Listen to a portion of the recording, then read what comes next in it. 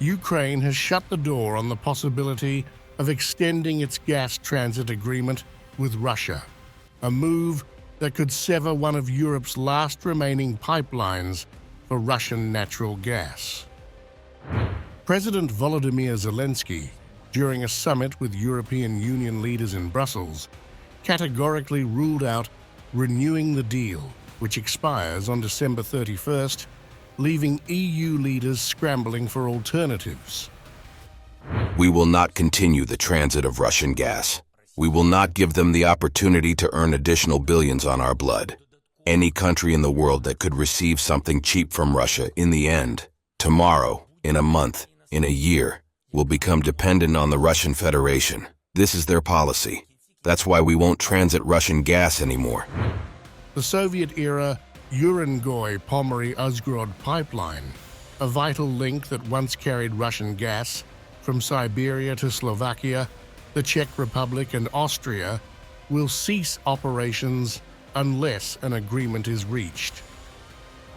Zelensky's outright refusal to allow Russian gas transit through Ukraine under any circumstances has left EU leaders weighing technical options to keep supplies flowing. However, Slovak Prime Minister Robert Fico, speaking after the summit, expressed dismay at Kyiv's firm stance, warning that the disruption could lead to rising gas prices across Europe. Fico called on European allies to keep Russian gas flowing across Ukraine with a transit contract between Kyiv and Moscow set to expire. We're all doing everything we can to infrastructure. As regards to gas, Ukraine has not been threatened, and we all have an interest in preserving the routes as far as east, west. Of course, we need some diversification. We have all kinds of connections. Gas connections from the north to the south. We have connections with Hungary. We have connections with the Poles.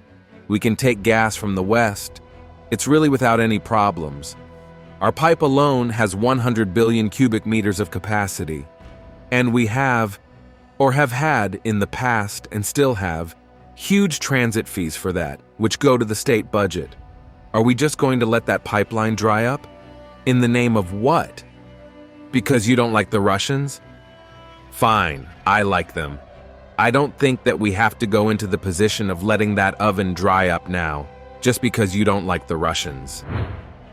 Fico further noted that Kyiv's rejection of gas transit negotiations, combined with its resistance to a ceasefire, paints a grim picture. Ladies and gentlemen, I have to say this. Mr. Zelensky completely rejects any kind of truce. He has some idea that he should first get everything in the world, and then maybe he will talk about some kind of truce. Russian President Vladimir Putin, addressing the situation during his annual direct line Q&A, accused Ukraine of creating problems for its European allies by cutting off what he described as relatively cheap gas supplies. Ukraine has cut off supplies of our gas to European consumers.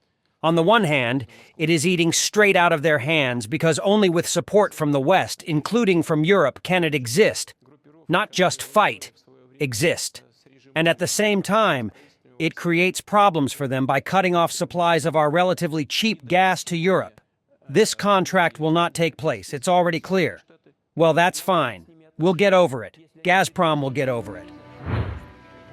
Putin emphasized that Russia no longer needs the gas transit deal with Ukraine, reiterating that the country has already weathered the collapse of major supply routes like Nord Stream, which was blown up in 2022. Once Europe's largest gas supplier, Moscow has seen its market share plummet as the EU seeks to reduce dependence on Russian energy. Fico and Putin's comments highlight the deepening complexities for Europe, which is already grappling with energy shortages. While the EU's push to diversify energy sources continues, the potential closure of the Ukrainian transit route could exacerbate energy price volatility and strain relations within the bloc.